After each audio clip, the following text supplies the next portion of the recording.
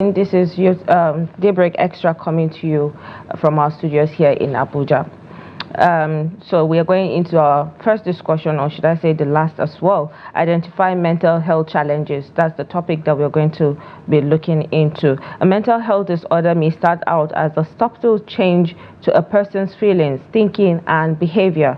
With some mental health problems, a person may experience a desire to hurt or kill themselves. You know, we just talked about certain people committing suicide, you know, due to one issue or the other. So that's what it's saying. They may have harmed themselves or be thinking about ways to die. That is another way, you know, for you to know that there is a mental health issue, you know, with that person. Some people may have thoughts of harming others as well. It could be your loved one, it could be anyone that may just challenge you on the street and you just want to harm them or hurt them because you're going through some challenges. So now we have a mental health coach and trauma coach at the same time, I'll say, mental health advocate. She's by the name Elizabeth SHEM-LAWRENCE. Good morning. Good morning. Thank you for having me. Thank you so much. It's good to have you. Thank you, Fati. I mean, you didn't tell me your name though. I am Fatima. Oh, that's Summayya. Fati. Oh, I've been talking to you. Yeah, I'll take Fati. Summayya. Okay, nice to meet you, Summayya and Fati. Yeah. It's good to have you. So, Miss Elizabeth, we're talking mental health, and this is the mental health month. Yes. You know, so at what point, you know, should people pay attention to their mental health status? How would they know that they have certain issues that they need to address that is affecting their mental health? Okay, I think the number one thing is a change in behavior. Let's say you used to be a happy person, you used to be outgoing, and suddenly you discover that you no longer enjoy those things. You used to be friendly, you used to talk, and you notice that you suddenly are withdrawn, you're isolated. Yeah, that could be a sign of, and okay, others like sleeplessness, overeating and undereating, depression, and depression of course is feeling of sadness, and anger, anxiety, and guilt also. Yes, because guilt. Yes, guilt also. True. So all of these things that you made mention, can you elaborate how this particular mental health challenges typically interferes with people's daily life? Okay, so when you start having mental health challenges, first of all, if we say mental health, we're talking about your, let's say you're saying physical health. The way you talk about your physical health, mental health, that's the health of your mind. That is what it means. But when we talk about poor mental health, those are the things I just mentioned. They are poor mental health because they are affecting everywhere in your mind. Good mental health is for you to be able to do things with clarity of mind without having any issues up there. You're not having anxiety, you're not forgetting things, you're not feeling sad, you're not feeling angry, So when you're cleared up there, or when you're clear up there, that is good mental health. Just being in a happy place. So it affects you because if you have mental health issue or poor mental health, of course, let's say you're at work, it affects productivity. You're at home, it affects your family. You're around people, it affects everything. It affects your social life. It affects everything you do. You're not able to interact. You're not able to communicate with people very well. Yeah. It's actually nice whenever we're talking about mental health, and we have a lot to say, and people always listen, with the callers saying that, they're actually going through this or that, or with the economic situation and what have you. At what point should they be able to differentiate normal stress and the mental stress? Because like you rightly mentioned, when you start doing certain things that you don't normally do, or you stop doing certain things, but how would they know what is serious and what is not serious? The simple answer is it takes longer. There's a stress that I can wake up today and say I'm stressed, and I wake up tomorrow and I'm okay. I'm able to, navigate it, and by tomorrow I'm fine. That's like normal stress. But there's a kind of stress that you notice that is, it's taking weeks, So that's how you know that you're stressed, or whatever word you use, when it's persistent, yeah.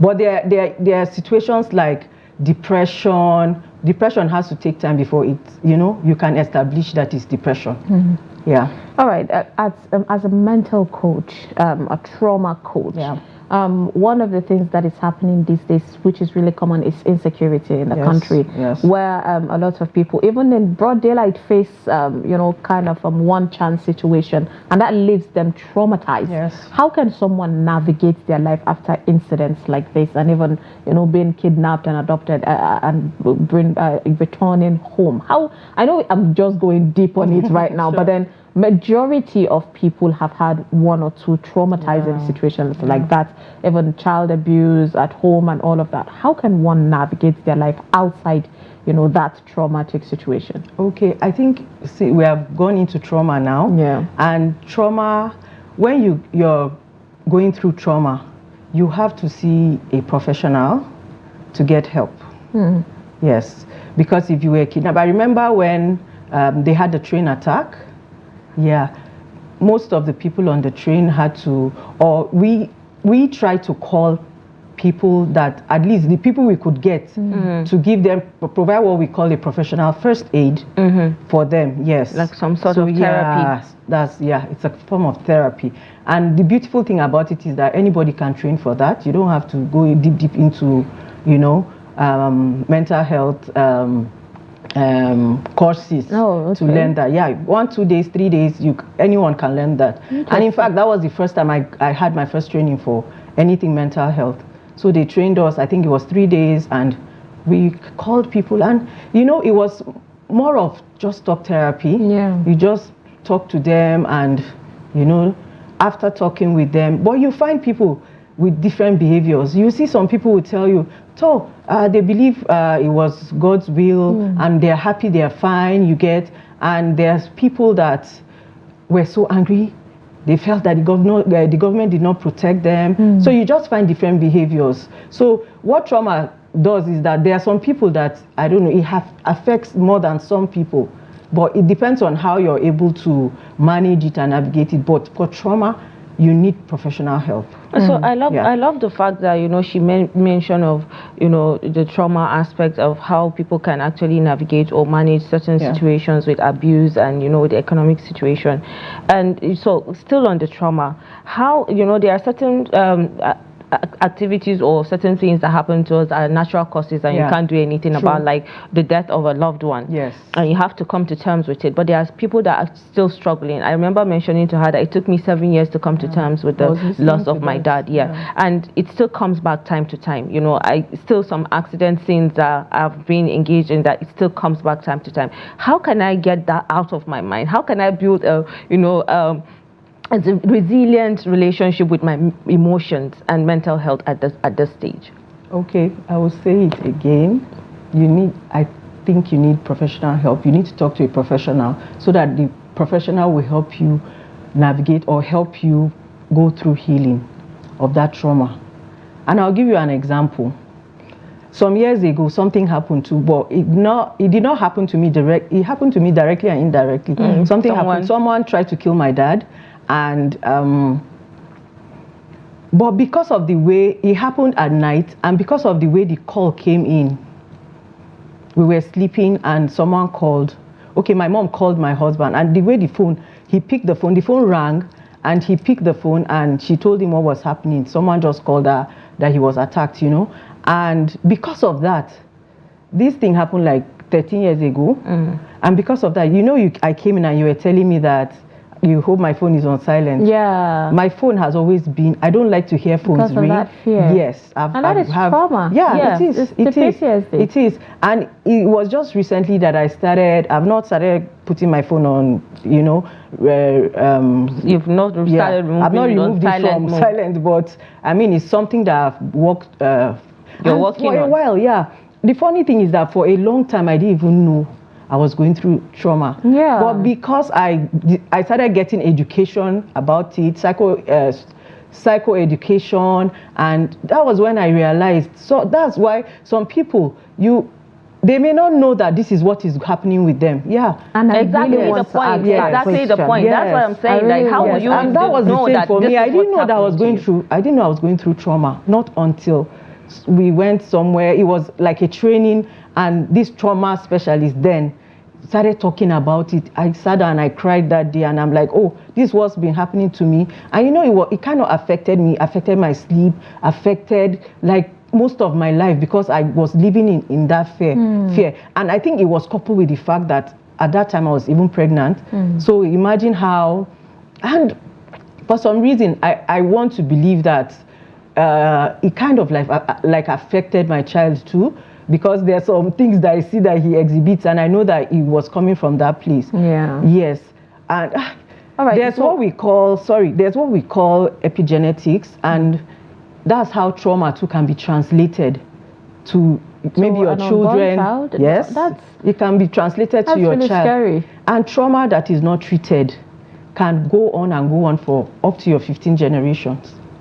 That is really scary. I mean, but this is something that we're just realizing that it's not as small as we think it is. Yes. But then talking about the fact that you don't even know you're going through these things, how can parents and loved ones help their own? Because we know there are some things that just by mere discussing with your loved one, it tends to, it can go away. But there are deep situations that can happen, you know, mental health in general. Maybe there's some kind of things are not really going out or working out the way you want it to be, and before you know it, someone is slipping into depression, and you as a parent or as a family or as a loved one, you don't know, and the person in particular does not even really know. How can we know this? I mean, you made mention of the fact that you had to start going for lectures to even know what is exactly happening. Is that at this point, should everybody be doing that? Okay, I'll first of all say, when it comes to family or people around you, when they tell you something, you know, she was talking about earlier, she was talking about the fact that if she tells people she's tired, she's tired. When people tell you something, believe them. Don't just, you know, don't try to think for them. Don't try to talk for them. If I tell you I'm tired, or I'm not sleeping well, or I'm having nightmares, believe me, and try to find out, you know, why I am going through what I'm going through. And family support is very important for mental health issues. So what the family should do is try to support, give total support. If the person needs professional help, please support them. If they need you to just sit down, like, we're just here to support you, or listen to what the person is saying, please support them. Yeah. Okay, so I feel like, you know, aside from, you know, abuses and certain things, let's not forget about the, you know, self-care as well. Yeah. You know, people tend to have, you know, some kind of resentment towards their self-esteem when people touch on them and say, oh, you're maybe body shaming them, or you know, looking down on them on certain behaviors that they tend to exhibit, maybe with work, relationships, whatever. You know, that happens, that can actually add to their mental health. At what point should they know that it's okay to be the way they are? Okay, you just mentioned self-care. So people should try to, I don't know, you have to, mental health has to do with the mind, you get. So, and the way God created us, we're supposed to be able to control our minds, right? Your mind is not supposed to control you, you're supposed to control your mind, because you're the one carrying the mind. Yeah. So we need to get to a place where we block, you know, you spoke about, and that comes to bullying. Yeah. I was just sitting there and thinking about that case that happened in that school. What if nobody heard about it? You know? This would continue. Even if it doesn't continue, that girl would maybe grow on later in life. Maybe she has this attitude, she becomes aggressive, or she's angry at, maybe if she sees somebody that looks like that girl, or she sees, generally, maybe she will start disliking maybe women around her, you know, and all of that. But thank God that people were able to, whoever posted that video, thanks to that person, because they were able to stop a disaster from happening. I'll use that word, because she was able to get support, and that still comes to it still comes to, you're able to get that support, and you know that, oh, this person supported me. That's the same thing with abuse. You know, I've worked in the gender-based violence area for a long time now, and the thing with abuse is that for most people, they carry this especially those that were abused as children, you carry these childhood traumas and you grow up, and people will be wondering, why is this one, you know, you meet people and you find out they're so angry and you're wondering what's happening with this person. Some people just be like, this person is just rude, this person is just, but most of the behaviors you see is a reaction to trauma. Most people, most behaviors you see, most behaviors that you see and you feel that this behavior is not right, you know, they are coming, those people are coming from trauma. So are there clients that maybe, you know, you've come across that have gone through some traumas that are really, really stubborn to go away? Like no matter the level of talks and therapy, that trauma is still there. How do you manage situations like that? Because they could tend to say, oh, I'm okay, but deep within them, they're really not okay. It keeps haunting them. We're the trauma hoping it won't get to that. No, so that's why I'm saying that there are some traumas that takes time before it goes. Takes time. So how do you deal with situations like that when you find people? Like for trauma care, once someone comes and you establish the fact that the person is going through trauma, you work with the person through healing, and of course you are with that person until you're sure that that person has completely, you know, healed. Yes. All right. So that's why I'm wearing this shirt today. You can see trauma is beatable, trauma is treatable. So it's not a death sentence. It can actually go if you find professional help. Yes, I mean, because I remember it doesn't stay there for, I remember after the accident, I actually spoke to myself. I said, okay, so you had this accident, but you still have to go on the road. You have to travel. You have to do this. So I started traveling to far distance. But then I would drive. I'm driving with the driver. I'm sitting in the front and I'm looking at the way he matches the brakes. So that was how I was able to get rid of that. But that's your micromanaging situation. Like but then I was able to get rid of it because I can actually still trust someone to drive you and now. So I feel I'm kind of comfortable. It means I've dealt with it because you know, it means I've come to terms with the fact that it can happen. So if you stick to it, it means you'll never travel, you'll never go anywhere. So I feel that's another way that I dealt with mine. That's the reasons why. One of the reasons why people go through therapy, just for you to be able to, so that you'll be able to function properly, so that you'll be able to move out of that place, whether we like it or not. We're in this world, and whether we like it or not, the thing about trauma is that it's either you have gone through trauma, or you are still going through it, or you're going to go through it, or you're going through it. So you will fall in one in these categories. No, already Nigerians, you had Nigerians calling in saying majority of us hunger, economy. Someone said 80%. Am I among the 80%? Are you talking about the half? The one that said only 1,000 are healthy, and 1,000 only the governors, the presidents, and the legislators. I have two questions in one. First question is: at what point would you decide that this mental issue that you're having is beyond your own or your family's situation that it can handle, and when you can go for therapy? And then secondly, the benefits of seeking out a professional coach and therapist or counselor to help you guide your problems. Okay. When you start to have sleepless nights, and it's persistent sleepless nights, persistent nightmares, persistent eating disorder, persistent, when you begin to go into depression, depression is kind of one of the reactions of maybe something that happened to you, and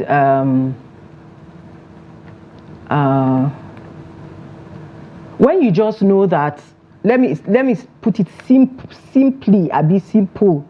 When you know that you are not functioning the way you're supposed to function. There are some people that go through trauma or go through an event that they are disconnected. To the world. They are disconnected. They don't want to work. They are not giving their best. So you find some engaging in risky behaviors, like drinking, excessive drinking, excessive drug taking, and all of that. So when you find yourself in those situations I've mentioned, you should find help. And besides, I think, one of the questions you were asking people was, what is your mental health status? If they know their mental health status. Exactly. Then it's just the way you go for checkup. You know, it's just the way you go for checkup, and you don't go there because you're feeling sick. You just go there to check if you're okay. So, Ms. Elizabeth, you know, there are people that don't even accept that they have mental health issues, you know, so like they feel they are okay. But you could actually see the signs. You could see them continuously being angry, you know, you could see them isolating themselves. You could see them going through the sleepless nights, and you try to talk to them, but they don't even want to accept they have that issue. They feel they are okay. How can one help such people when they don't even want to come to terms with the fact that they are actually not okay? So what I'll just say is that you continue to be supportive until they're able to, you know, accept that, okay, I need this help. Just continue to be supportive. The key word for mental health, or for people going through mental health issues, is empathy. You have to be there for them.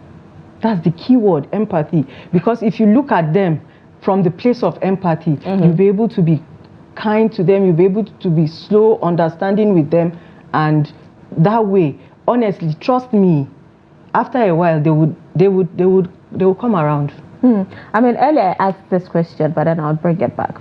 In Nigeria, we're not really used to, even though we're welcoming it now, talking to you know, a therapist or a counselor. But because we are just knowing now that it's mental health issues. Exactly. So, give us the benefits. Give us why it is really important for someone to even know their status, and also talk to someone just in case, to prevent disaster, as you mentioned earlier. The benefit is that you will be able to function properly. You will live a happier life. You will live a sweeter life. You live, and you know, when you're mentally okay, everybody around you would enjoy you. You will enjoy. It's like when you're sick, you know the feeling of sickness. You just feel something is off, you're uncomfortable and all of that. So it's the same way when you are mentally okay. So the benefits of going to see a professional, guess what? Going to see a professional or a therapist, it doesn't mean that you have to be mentally, you know, you feel you're mentally. You can go to a therapist for financial advice. You can go to a therapy for, maybe you're trying to lose weight and it's not working. You can go to a therapist to help you with your general life. So it's just the same thing with your mental health. You can go to a therapist to find out, okay, you tell him, okay, I have this little, just to be sure that if he feels it's just normal stress, you say, okay, do this, or he just talk to you. If he feels that it's deeper than that, if you need to be placed on medication, they'll all help you do that. That's why it's good to see a professional. A professional. Talking about good too. Quickly, please, let me just talk about stigmatization. One of the things why people don't even want to is because people will look at them and say, oh, you're mad, you're seeing a shrink, you know, that makes you crazy. So how can we encourage people to, you know, prioritize their mental well-being and also seek help, seek help rather, without any shame? Like, let's say one of the things you're doing here, I love what you're doing here. I think it's going to further encourage people to seek help when they feel they need help. And I think when you come to encourage people or be there for people when they want to vent, if I come to you now and tell you, this is the way I'm feeling, you listen to me and tell me, okay, do you think, I'm sorry you're going through that, but do you think that maybe you should see, you know, a professional or something? And you'll see that the person would maybe go back and think about it. You know, like I talked about talk therapy, sometimes somebody just has stuff bottled up. They just want to, when they talk about it, they feel much better. I think the best way you can stop stigmatization is that support that you give to people around you. You support as a community, support as a family, support as colleagues, support as, you know, and it's supporting each other. It's not about, yes, you tell you, and you try to do activities too that will encourage people talking about their mental health. You know, in organizations, they should have policies, you know, to encourage. You know, I have a lot of questions as you both are talking, and I'm just, you know, looking at both of you. There are a lot of questions that is going through my mind. So let's go back to the topic, like identifying mental health challenges. There are some triggers that pushes people into behaving in a certain way that they do. How can they, identify those triggers and then, manage them? Even anxiety as well. How can they identify the triggers for their anxiety and, the triggers for what makes them angry, that maybe, how they can manage it? How can they identify? So for identifying your triggers, I know, let me give an instance. Let's say something happened. Maybe I came into this place now, and let's say after this, I had a problem with someone, God forbid, and maybe he hits me or slaps me, you get, and or let's say I walk here. Let's say I walk here, and maybe I notice that, okay, every time I talk to Summayya, right? Yeah. And she's always responding in a particular way, and all of that. I think the first step is just try to not isolate. Avoid. Yeah, even if you don't have, maybe for me, I would say maybe I'll talk to her first. What's happening? And it's possible Summayya is going through something. Exactly. I can approach her, but there's some big organizations, they might not, maybe Summayya is my madam now, I cannot really approach her. You can approach your HR, or someone to talk. If you can't talk to the person directly, you talk to someone that can talk to the person. But if it's refusing to go away, I think just avoid. Yeah, because I know, I have friends that actually sometimes call to just vent. I'm just calling to vent. Someone, someone is like, it's really when you know that you have people that listen to you and they understand your feelings. I think you feel more comfortable talking to them than going to someone that you don't know. So my question is, but there's some people again that will tell you that they don't want to talk to people. They want to be secretive. So my question now is, coming down to sensitization. How can we sensitize the people out there, and what can the government do, to help in sensitizing people to create more awareness when it comes to mental health? Sensitization. What we're doing now is sensitization, right? So just sending the message out there. Put it on TV, radio, social media. Like I just came back from Kaduna. We did a mental health walk, though it was focused on trauma, because of course we realize that trauma is deeper than than people think. So we did a walk in Kaduna State, and guess what? In Kaduna State, I'm not sure about. I'm still trying to get the numbers for figures for Abuja. In Kaduna State, they have 12 trauma centers. Wow, interesting. Do you know in the course of the walk, we were talking with people. They didn't even know that they had trauma centers in Kaduna, because they there's have no publicity. They even have a recovery center, one recovery center. That means you can even go and stay for up to 6 months. You can go and you can stay there for months until they know you're better. But many people don't have that awareness. But we sat down and said, oh, we need to send out this message more. I think social media is a very strong tool, powerful tool that we can use to send out these messages. And I always tell people, we are all mental health advocates. We should be. I think a lot of people are actually scared to put it out there. Like you said, when they hear the word mental, it's always connected to this person is mad. But they have to understand that it's not madness. Because I remember people, saying that, oh, I just came out of rehab. They are comfortable to talk about it, but then people will start to avoid them. Like, oh, you went into rehab, there's something wrong with you. So how do we make people know that going into rehab doesn't really mean that this person is actually mad, but they just want to be better. They know that they have issues and they admitted themselves or their families admitted them into the rehab. It's still send out the message, be talking about it. I think you guys should do more of these programs. I don't know, maybe you should pick, if you don't do it every month. I know maybe you can't do it more than once in a month, but maybe for now you regularly. Yes, more regularly. I think more regularly. Send out the message out there. On your I know you have newspaper, right? You have newspaper. TV. You have radio too.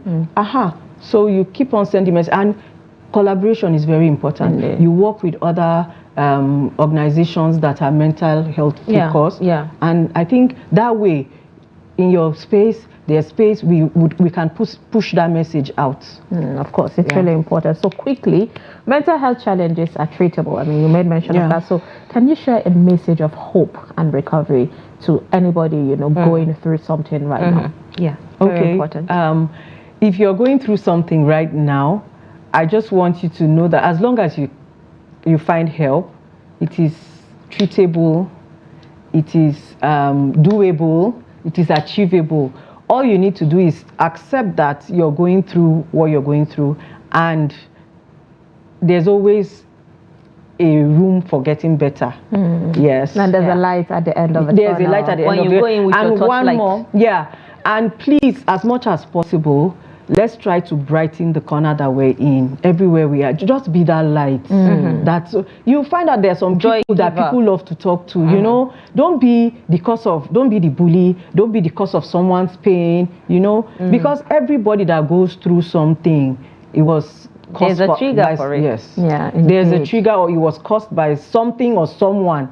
So let me say something, because of course we have accidents that you know certainly. maybe it was just the person that was in the car, but you know, but again, you have to be very positive in everything you do. You have to be very, very important, very positive. And if you feel that you're going through low self-esteem and all of that, positive affirmations, learn to tell yourself that you're okay. It's not about what the other person said, it's about what I say about myself. Interesting. Yeah. I mean, that is a good way to end the show at this moment. First of all, you said everybody is an advocate, so make sure you give back. If you're not. Yes, you should give back to your own people with kindness. And then secondly, you made mention that it is all about optimistic behavior. So always be optimistic and do some affirmations. Thank you so much for joining us today, Elizabeth SHEM-LAWRENCE. Thank you for having me so much. Thank you for having me. And mental health advocate. Appreciate your time. Thank you. And with that, of course, this is the best place to round up the show. Thank you so much for staying with us throughout the 2 hours of Daybreak Extra. Do stick around. At the top of the hour, Deni Ajishafe will bring you the weekend sports. I am SUMMAYYA ABUBAKAR. To have a lovely weekend. And I'm FATIMA MUSA. Be an advocate for mental health today.